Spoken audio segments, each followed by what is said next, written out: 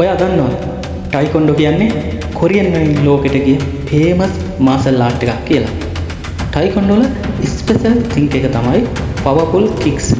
මේ ක්‍රීඩාවේදී ක්‍රීඩකයා අහසට පැනලා කික් කරන සීන් එක නම් වෙනමම ලෙවල් එකක්. කොරියන් වල පොඩි කාලේ ඉඳන්ම ගොඩක් ළමයි ටයිකොන්ඩෝ ප්‍රැක්ටිස් කරනවා.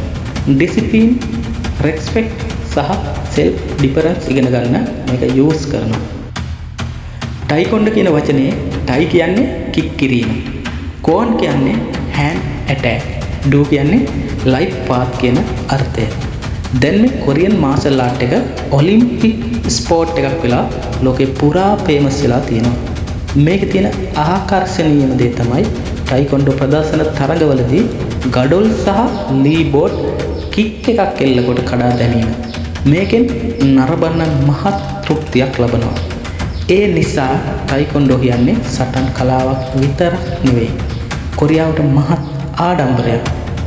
ඔයා ටයිකොන්ඩෝ තරඟ නරඹලා තියෙනවද? පහලින් කමෙන්ට් එකක් දාගෙන යන්න.